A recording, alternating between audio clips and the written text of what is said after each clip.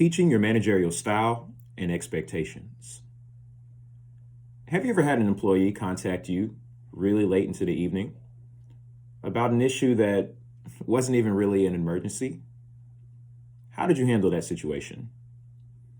Most people help resolve their employee's issue and unfortunately fail to address that call was an inconvenience. In this lesson, you will learn the importance of setting expectations for communication, conflict, requesting PTO, and so much more. You will then engage in a few modules that will help you identify your own style and expectations. And finally, we'll wrap up this lesson by showing you how to effectively present your style and expectations to your team and hold them accountable to them.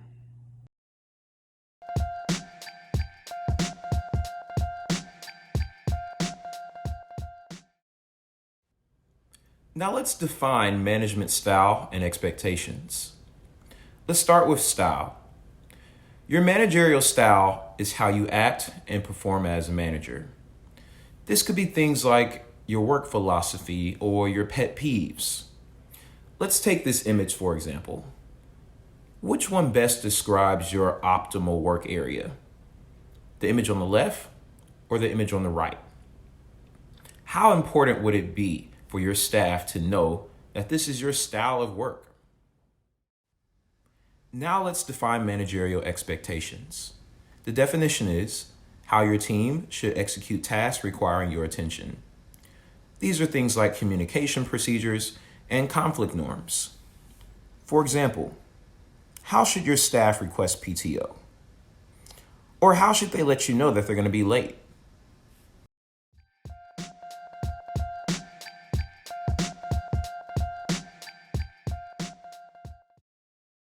A recent Gallup poll showed that managers are 27% more likely to be stressed and burnt out at work.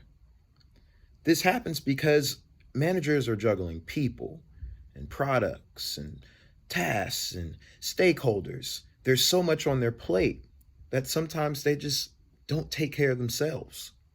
Explaining your style and your expectations is a part of laying down the rules of engagement to your team. Now you're probably wondering, what's the difference between managerial style and expectations and everything that's in the employee handbook? Well, the difference is your managerial style and expectations, they won't be tracked by any annual metrics. And no one in the entire company is going to be impacted more by how someone communicates with you, by how someone works with you, than you. These are the things that you are going to teach people on how to treat you as a professional. There's an old saying that says, we teach people how to treat us. Well, you know that teammate that sends 5 separate emails for one topic in the range of 1 hour? That person, someone taught them that behavior is acceptable. And it is up to you as their manager, the person who owns authority, the person who owns accountability on a team, to set the expectation for your direct reports on how they should communicate with you, how they should address conflict, how they should inform you that they're out sick today, what they should do when they are confused about X, Y, or Z. On any and every team, there is an established order of things. Some were explicitly created and others just happen. As the manager, it is important to not let culture just happen to you, especially when it impacts your sanity, when it impacts your peace, when it impacts your ability to do your job to the best of your ability. Now, of course, you cannot address every little thing, but it is important to know, hey, these are my preferences and these are my pet peeves. And then it's important to share that with your team. It impacts the culture and their ability to do their jobs effectively with you.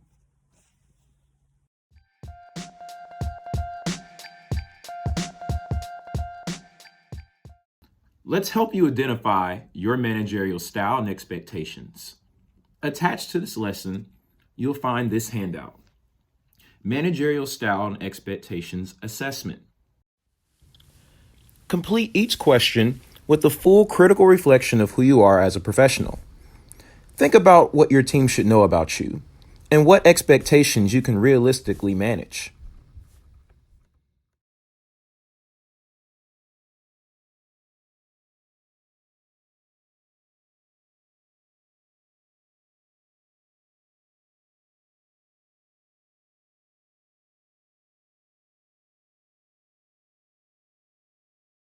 Welcome back. You've just identified your managerial style and expectations. Now, let's put them into action. Let's learn how to teach these things to your team effectively. You may be wondering, how will my team respond to this? Isn't this pretty much the same as the employee handbook? And how do I present this without sounding rigid? Well, if you've taken one of our courses on communication, you know that setting and building expectation are helpful tools that one should use when they know they have something to say. So here are a few tips for presenting your managerial style to your team.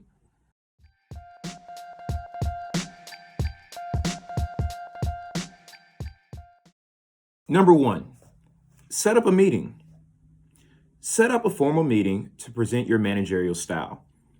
You should send out a calendar invite to your entire team and name the calendar invite something that is inviting and gives them a gist of what the meeting is about. Example titles include Expectations and Best Practices Sync or Team Member Expectations. You also want to pick a setting that is formal. So avoid having this conversation during your daily stand-ups or at the conclusion of another meeting. Make this presentation a sacred, formal, and respected meeting. Number two, speak with conviction, but not contention. The contents of your presentation could rub one or two people the wrong way or leave questions. So, it is important for you to speak from a place of strength and conviction, but without a chip on your shoulder. Remember, as the manager, you have a certain level of authority, so use it, but don't abuse it. Number three, explain the why. Explain to your direct reports the why behind as much of your style and expectations as possible. This means, why are you unavailable after 8 p.m. on weekdays? Explain to your team the importance of seeing your daughter play in her soccer games. Avoid giving them the opportunity to assume why you have put certain expectations in place. There will be water cooler talk after this conversation, but you can minimize the negative effect by explaining the why for your style and expectations. Number four, take questions. If you are new to the team, chances are you may have accidentally left something out of your presentation. Or because you've been in the manager's position for so long, you may not know exactly what it's like to be your direct report. So take questions. After you're done presenting your managerial style, your team may have things that you haven't even thought of before. Feel free to thank them for those questions and let them know that you'll get back to them later. These questions are important to shore up on. If left unanswered, they could become a broken window. Number five, practice your presentation.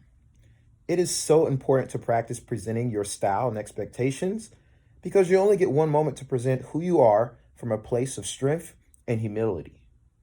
If you aren't an expert on you, you may lose some momentum with your staff during this presentation. So record yourself making your speech, ask another manager to take a look, have another one of your direct reports that you really trust preview the material, and above all else, be sure to consult with HR or your employee handbook about your expectations and style to make sure that they're in norm with company policies. Number six, use our presentation template. We know how tiresome it can be to create a presentation from scratch. So for your convenience, we have attached a presentation template for presenting your style and expectations to your team. Use our template to best ensure that your message is well received in an efficient manner by your team.